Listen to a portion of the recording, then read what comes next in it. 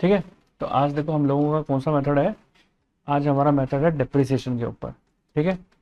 तो सारे बच्चे जो लाइव पे बैठे हुए हैं कैमरा अपना ओपन कर लें और स्टार्ट करते हैं अपन डिप्रिसिएशन। ओके ना। तो देखो डिप्रिसिएशन स्टार्ट करेंगे। तो देखो डिप्रिसिएशन के अंदर मैं आप लोगों को क्या बताने जा रहा हूँ आज। आज हम बात करेंगे रिटर्न डाउन वैल्यू मेथड की। कौन से मेथड की बात करने जा रहे हैं? Return down value method. तो आप हेडिंग डालो return return down value method. ठीक है। इसकी बात करने जा रहे हैं अपन डब्ल्यू मेथड की। ठीक है।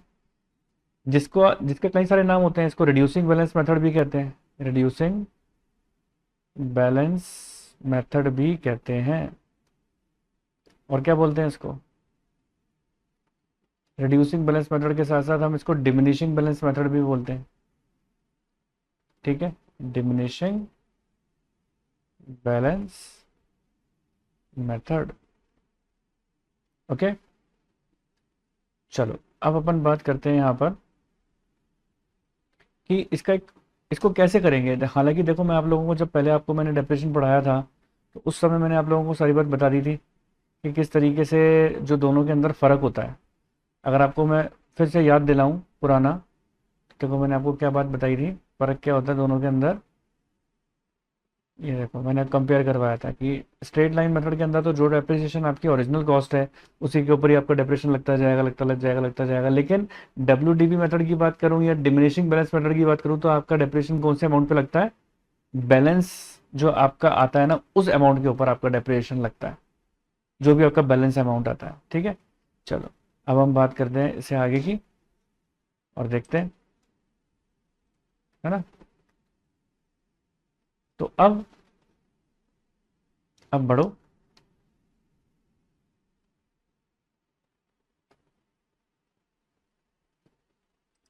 क्या चीज़ आ रही है आगे?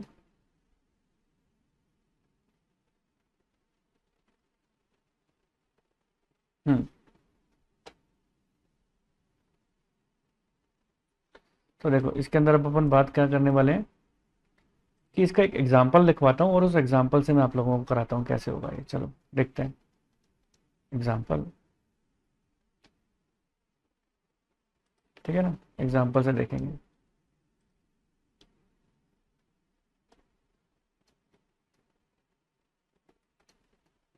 ठीक है। लिखो डिमिनिशिंग बैलेंस मेथड का एक एग्जाम्पल लिखते हैं, उससे बातों को क्लियर करने की कोशिश करते हैं। क्या लिखा है? A plant is purchased for rupees. A plant is purchase for rupees 60,000 on 1st April 2009। 1st April 2009। It is estimated it is estimated that the value, ठीक है, it is estimated that the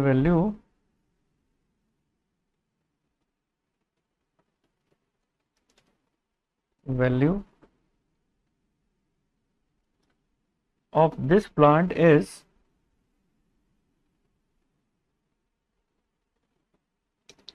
ठीक है, it is estimated that the value of this plant is, क्या आएगी? Value of this plant is,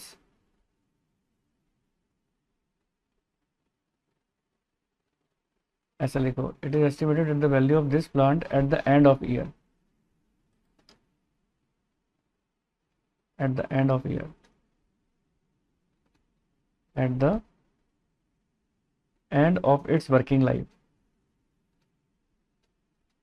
it's working life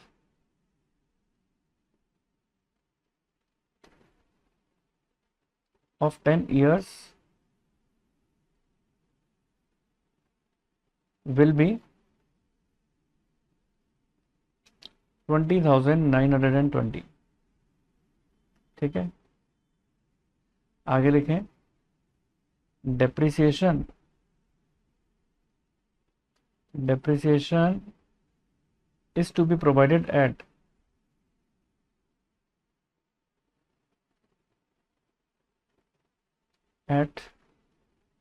10% per annum on diminishing balance method, on diminishing balance method, है ना। you are required to show, you are required to show the plant account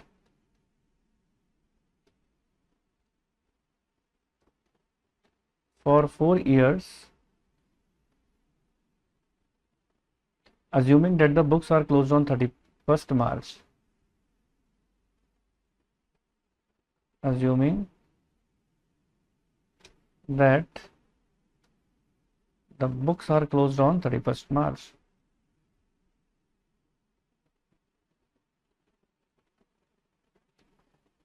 ठीक है, अब देखना यह है कि कैसे होगी इसकी एंट्रीज, कैसे करेंगे इसको सॉल्व, सारी बातें समझाऊंगा एक एक करके। ठीक है, तो सबसे पहले तो आप लोग कर लो इसके क्वेश्चन को कॉपी, फिर बताता हूँ कैसे होना है। ठीक है, चलो करो, कॉपी हो जाए तो बताना मुझे। तो चलो बच्चों, अब देखना ये है कि क्वेश्चन सॉल्व कैसे होगा। ठीक है, तो अब अपन क्या बात करते हैं, लिखा है प्लांट इज परचेज। देखो आप शुरू से क्वेश्चन को समझो पहले क्या बोलना चाहता है। Plant is purchase for ₹60,000। एक प्लांट अपन ने परचेज किया कितने रुपए में, 60,000 ऑन 1 अप्रैल 2009 में। तो अपन एक काम करते हैं, हमेशा मैंने आपको ये बात बताया कि क्वेश्चन कभी भी आप डेप्रिसिएशन का सॉल्व करते हो तो उस पर हमेशा गिवन दैट इंफॉर्मेशन जरूर लिखो। तो हमने क्या लिख दिया, गिवन दैट। क्या लिखा कि हमने 60,000 का प्लांट परचेज किया है और डेट ऑफ परचेज है 1 अप्रैल 2009। तो लिखो प्लांट परचेज 60,000। ठीक है, फिर लिखो date of purchase 1 April 2009। Okay, फिर आगे क्या लिखा है, it is estimated that the value of this plant at the end of its working life of 10 years will be 20,920। लेकिन देखो एक बार बताऊं, this is the scrap value. अब इस स्क्रैप वैल्यू से आपको कोई मतलब नहीं है।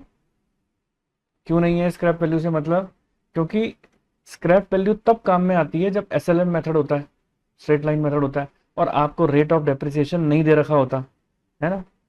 जब क्वेश्चन के अंदर आपको रेट ऑफ डेप्रिसिएशन नहीं दे रखा हो तो आप डेप्रिसिएशन को निकालने के लिए क्या यूज करते हो, स्ट्रेट लाइन मेथड यूज करते हो, है ना। ऐसे ही होता है ना।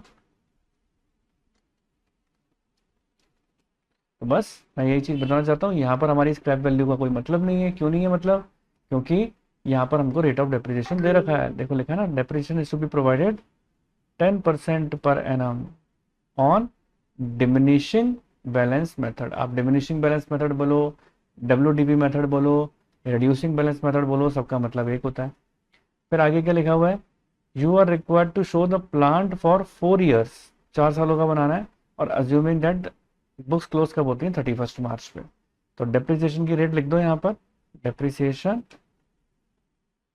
10% per annum on WDB method, यानी डिमिनिशिंग बैलेंस मेथड, यानी WDB मेथड।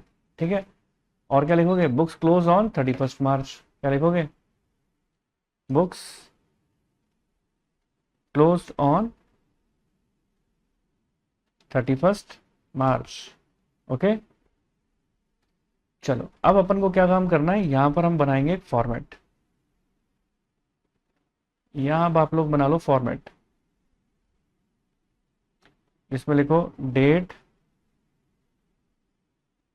भाई मशीन अकाउंट का फॉर्मेट बना रहा हूँ ना, पर्टिकुलर अमाउंट, क्या लिखा, डेट पर्टिकुलर अमाउंट, फिर से डेट पर्टिकुलर अमाउंट,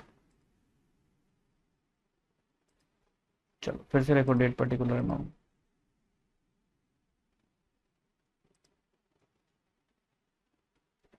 लिखो डेट पर्टिकुलर और अमाउंट, ये आ जाएगा मशीन अकाउंट। बनेगा बिल्कुल वैसा ही, बस डेप्रिसिएशन को निकालने का थोड़ा तरीका बदल जाता है। Date particular amount, again date particular amount, ठीक है, date particular amount and date particular amount.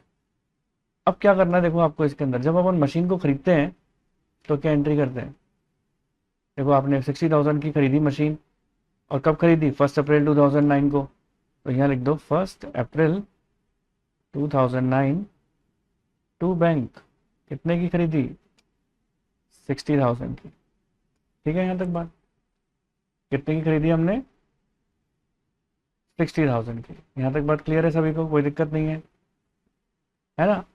अब इसके ऊपर जब डेप्रिसिएशन लगाते हैं, आपको पता है हर साल में डेप्रिसिएशन लगाते हैं, अब 31 मार्च पे 2010 पे डेप्रिसिएशन लगेगा, 31 मार्च 2010 पे बाय डेप्रिसिएशन लगाएंगे अपन, लगाएंगे बाय डेप्रिसिएशन कितना। अब आप देखो आपने 1 अप्रैल को खरीदी है, 31 मार्च 2010 पर ईयर एंडिंग हो रहा है, पूरा 12 महीने का लगेगा, 10% की रेट से लगेगा, तो कैसे निकालोगे, 60,000 का 10% इंटू पूरे 12 महीने का है। अगर आप चाहो 12/12 लिखो तब भी सही है, नहीं लिखोगे तब भी सही है। तो कितना आ जाएगा डेप्रिसिएशन, डेप्रिसिएशन आ जाएगा हमारा 6,000, ठीक है, यहां तक बात, यहां तक कोई दिक्कत नहीं है, लिखते जाओ।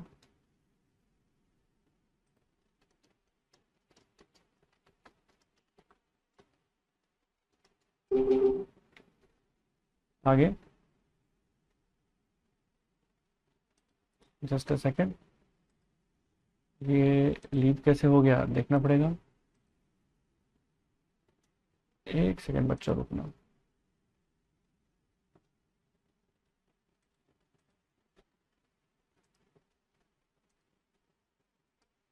अब देखो ये सब चीजें लिखने के बाद अब आप क्या लिखने वाले हो यहाँ पर, by balance c d, by balance c d, ठीक है। वीडियो दिखाई दे रही है मेरी, नहीं दिखाई दे रही, स्क्रीन दूसरी दिखाई दे रही है, चलो मैं वापस शेयर कर देता हूँ, एक मिनट रुको, अभी दिखाई दे रही होगी देखो सब बच्चों को, सबको दिखाई दे रही है, ठीक है। तो अब देखो 60,000 में से 6,000 गए तो कितने आते हैं हमारे पास, ये आते हैं 54,000। देखो एसएलएम है या डब्ल्यूडीबी है, पहले साल में तो कोई फर्क पड़ा ही नहीं ना, एसएलएम के अंदर भी पहले आप ऐसे ही करते हो। अब आपको देखो क्या काम करना है, यहां पर हमने इसको एक्सटेंड किया, फॉर्मेट को एक्सटेंड कर दिया, फॉर्मेट,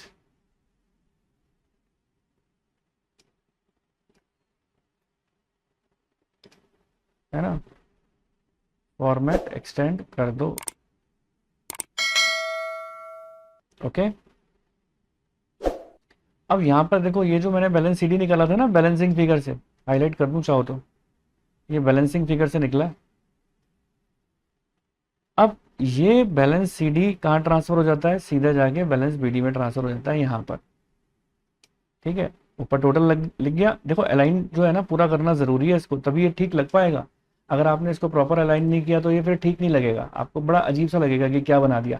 कहीं बच्चे फॉर्मेट ढंग से नहीं बनाते, टोटल बिल्कुल आमने सामने आना चाहिए इसका, है ना।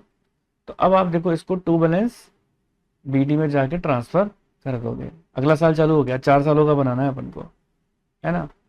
तो यहां पर देखो आपने कितना ट्रांसफर कर दिया, 54,000। ये कौन सी डेट हो जाएगी, 1 अप्रैल 2010, और अब फिर से बाई डेप्रिसिएशन आएगा 31 मार्च 2011 में।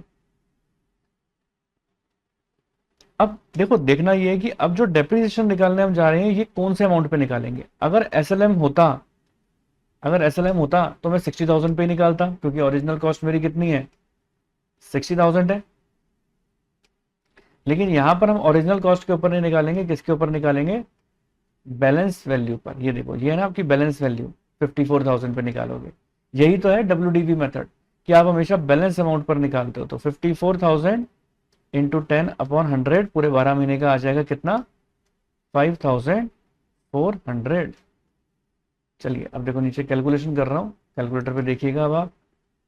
54,000 में से, ठीक है, 54,000 में से मैंने क्या चीज लेस कर दिया, -5400 लेस किया, तो मेरे पास कितना आता है, एक सेकेंड वापस से देखते हैं। 54,000 -5400, अरे ये क्या, ये वर्क क्यों नहीं कर रहा, 48,600, ठीक है, 48,600 आ जाएगा। तो ये आपका जो 48,600 आया ना, दिस इज योर बैलेंस। तो इसको हम यहाँ नहीं लिखेंगे, बैलेंस निकाल के फिर उसके सामने लिखेंगे। यहाँ लिखो बाई बैलेंस सी डी, कितना आ जाएगा, 48,600। अब आप इसका टोटल कर दो, देखो यहाँ पर 54,000, 54,000। अब हमारे 2 साल सफलतापूर्वक पूरे हुए। अब आओ, इसको एक्सटेंड करो, इस फॉर्मेट को, है ना। अब फॉर्मेट एक्सटेंड कर देंगे। अब सीडी को बीडी में ट्रांसफर कर देंगे, ठीक है। टू बैलेंस बीडी कितना है, 48,600 है। तीसरा साल चालू हो गया। अब डेट कौन सी लूंगा, देखो ये 31 मार्च 2011 थी ना, इसको डेट कौन सी लूंगा, 1 अप्रैल 2011। अब फिर से बाई डेप्रिसिएशन आएगा 31 मार्च 2012 में। लिखो यहां पर बाय डेप्रिसिएशन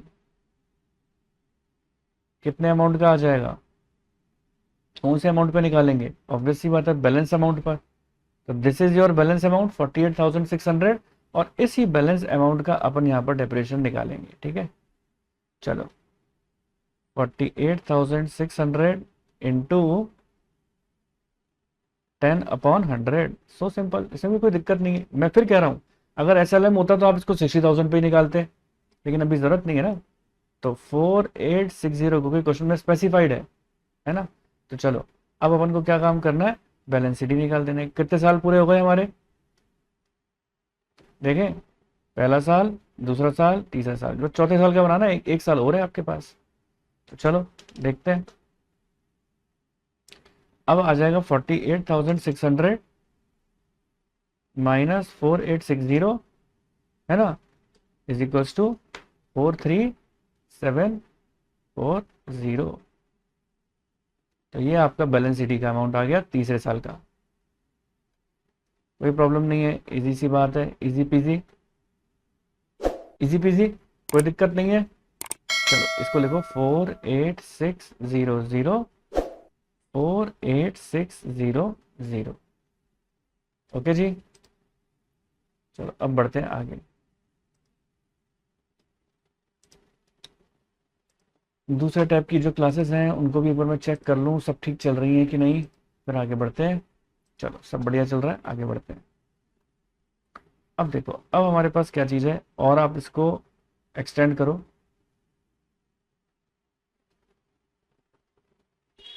है ना। अब चौथे साल का बनाना है, यानी फोर्थ ईयर का। देखो फोर्थ ईयर में क्या आ जाएगा,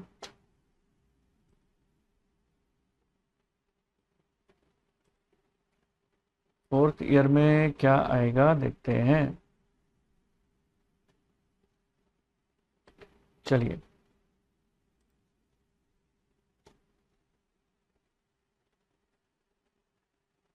एक सेकंड होल्ड करना।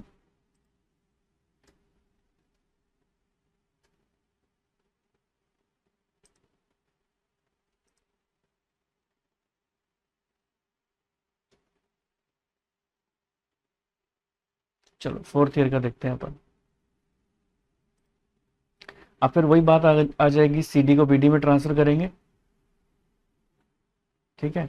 और क्या लिखोगे आप, टू बैलेंस बीडी, कितना अमाउंट, 43740, कितना लिखेंगे, 43740। चलिए आगे।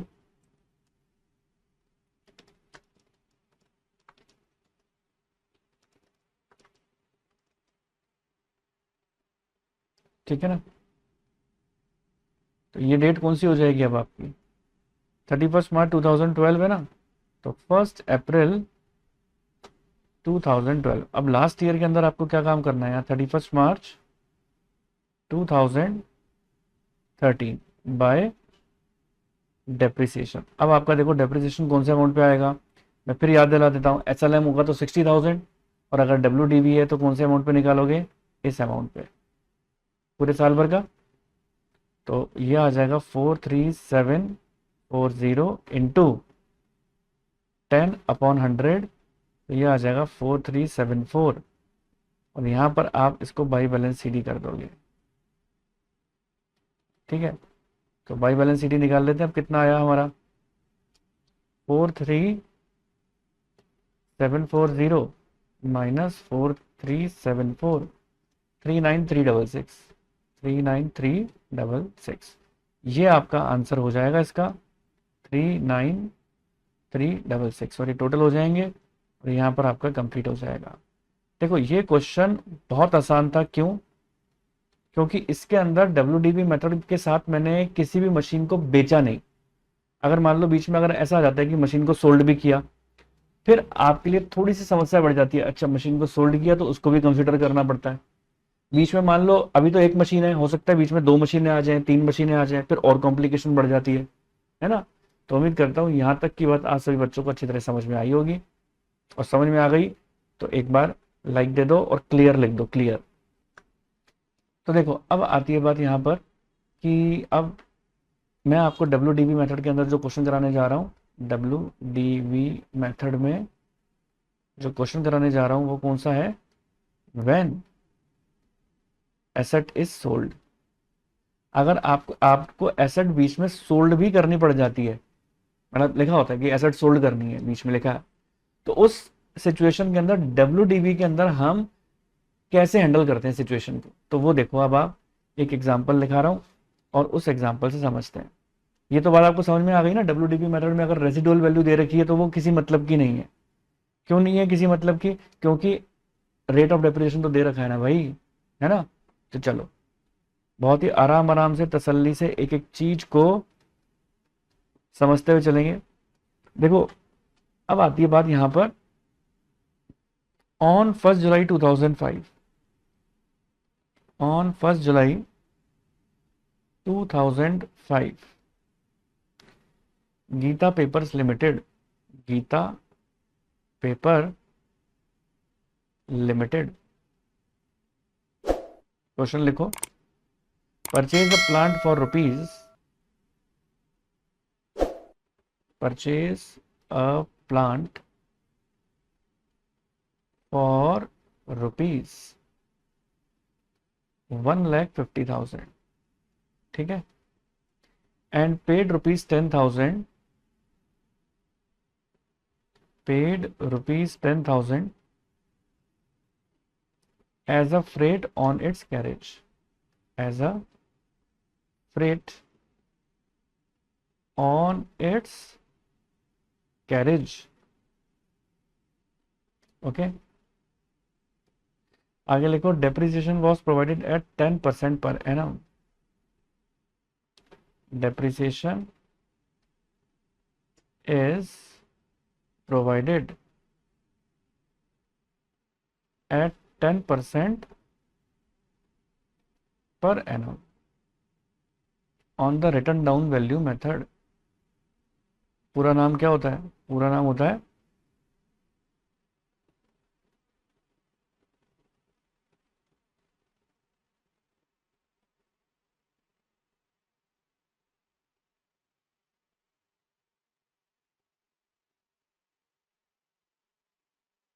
ना, on return down value method. ठीक है जी, चलिए आगे बढ़े, आगे बढ़ते हैं। अब देखो इसके अंदर क्या देखा है, on return down value method on this plant on 1st October 2008, on 1st October 2008 this plant was sold for rupees 80,000, this plant was sold for rupees 80,000। अब आ गई ना देखो बात यहाँ पर कि इस प्लांट को अपन ने सोल्ड आउट भी कर दिया 80,000 में, है ना। अब देखो, अब आती है बात हमारी कि ये वाला जो क्वेश्चन है, इस क्वेश्चन को कैसे सॉल्व करें। सारी बातें वही हैं, हमेशा गिवन दैट इंफॉर्मेशन आप जरूर लिखा करो, है ना। तो सॉल्यूशन में गिवन दैट, है ना, गिवन दैट इंफॉर्मेशन जरूर लिखा करो। क्या लिखा हुआ है, on 1 July 2005 Geeta paper limited purchase a plant for ₹1,50,000। तो यानी गीता पेपर लिमिटेड ने कितने का प्लांट परचेज किया, 1,50,000 का, and paid 10,000 on it's carriage. अगर मेरे प्यारे बच्चों आपको याद हो तो मैंने आपको ये बात बताई थी क्लास 11th की जब शुरुआत हुई थी, जर्नल एंट्रीज जब अपन ने सीखी थी, है ना, तो मैंने आपको ये बात बताई थी कि जब भी आप कोई भी एसेट परचेज करते हो और एसेट परचेज करते ही उसको रेडी टू यूज बनाने का अगर कोई भी खर्चा होता है तो वो उसकी कॉस्ट में जाके जुड़ जाता है, यही बात बताई थी। तो देखो यहाँ पर भी यही चीज मैं बात बता रहा हूँ कि भाई 1,50,000 की आपने प्लांट खरीदा, ठीक है, और उस पर 10,000 का फ्रेट और कैरेज का खर्चा हुआ उसको परचेज करते ही, इमीडिएट इमीडिएट खर्चा, तो उसकी कॉस्ट में जाके जुड़ जाता है। तो आप क्या लिखोगे, cost of plant, cost of plant, plant बोल दिया गलती से मैंने, तो कॉस्ट ऑफ प्लांट, है ना, कॉस्ट ऑफ प्लांट 1,50,000। ओहो फिर से गलती, जल्दीबाजी में कुछ भी हो जाता है। हालांकि मैं पूरी कोशिश करता हूँ आप लोगों को आराम आराम से समझाऊं, लेकिन कई बार स्लिप ऑफ टंग हो जाता है। 1,50,000, है ना, प्लस फ्रेट एंड कैरेज। अब फ्रेट एंड कैरेज का जो खर्चा कितना है, 10,000 का है, याद रखना वो हमेशा जोड़ देंगे। और अब फाइनल कॉस्ट आप अपनी प्लांट की क्या मानोगे, 1,60,000। तो प्लांट की फाइनल कॉस्ट कितनी है, 1,60,000। आपको पूरा क्वेश्चन 1,60,000 से ही सॉल्व करना है, ठीक है। मजे की बात यह है, क्वेश्चन के अंदर आपको डेप्रिसिएशन दे रखा है, रिटर्न डाउन वैल्यू से दे रखा है, 10% की रेट से दे रखा है ना। तो आपको यहाँ लिख देना चाहिए।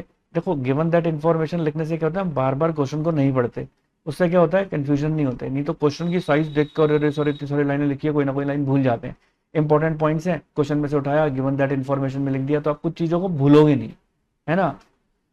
और उससे भी ज्यादा इंपॉर्टेंट पॉइंट देखो यहाँ दे रखा है, जो जिसकी वजह से ये क्वेश्चन करा रहा हूं मैं, लिखा है 1 अक्टूबर 2008 को ये प्लांट हमने सोल्ड आउट कर दिया 80,000 में। अब मैं पता है आपको एक चीज बताना चाहता हूँ, डिप्रिसिएशन के पूरे चैप्टर के अंदर डेट बहुत इंपॉर्टेंस है, डेट की। देखो आपने मशीन खरीदी 1 जुलाई पर, बेची यहाँ पर 80,000 पर, है ना।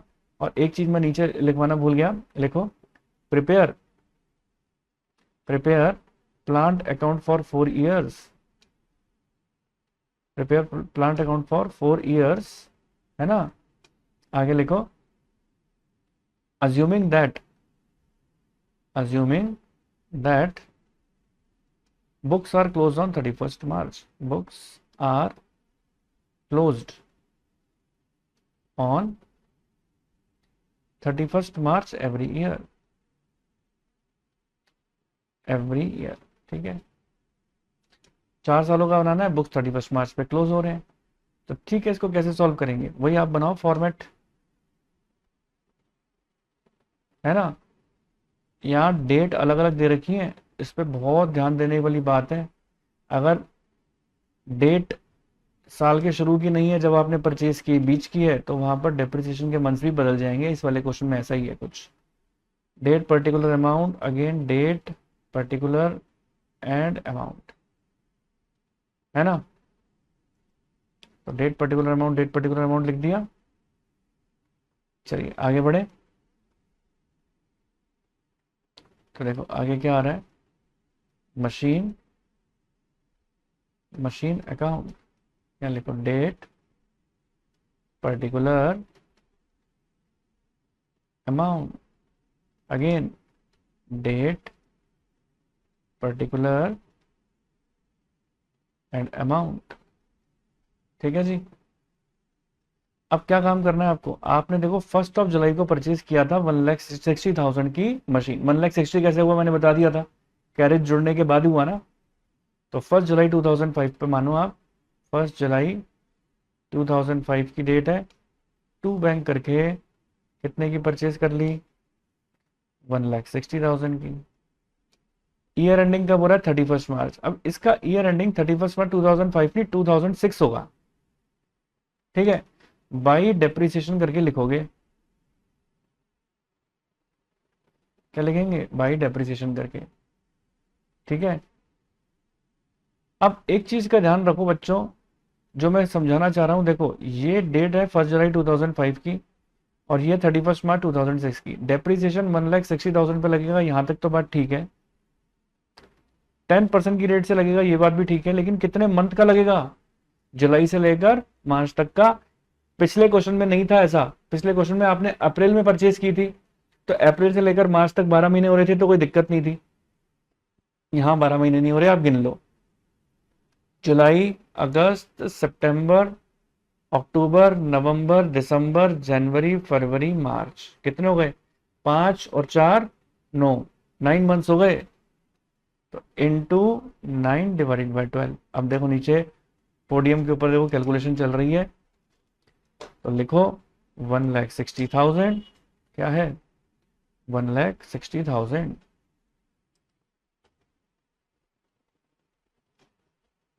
है ना। 1,60,000 इंटू 10 ÷ 100 इंटू 9 ÷ 12। ये कितना आ जाएगा, ये आ जाएगा 12,000, 12,000। ठीक है, कितना आ जाएगा, 12,000 आ जाएगा, यही आ रहा है ना, बिल्कुल। अब देखो, अब टाइम हो रहा है खत्म, तो अब हमें ना इसको जो पूरा सोल्यूशन है, आप एक बार पूरी कोशिश करें, ट्राई करके आए, नहीं हो पाता है मैं आप लोगों को कराता हूँ अपनी नेक्स्ट क्लास के अंदर। तो उम्मीद करता हूँ आप लोगों को मेरा वीडियो अच्छा लगा होगा, पसंद आया होगा। मेरा वीडियो अच्छा लगा, पसंद आया तो इसको लाइक कर देना, चैनल पे नहीं हो तो सब्सक्राइब कर देना, और अपने फ्रेंड सर्कल के साथ ज़्यादा से ज़्यादा शेयर कर देना। तो जल्द से जल्द मिलते हैं अपने नेक्स्ट वीडियो के साथ, तब तक के लिए ओके, टाटा, बाय बाय।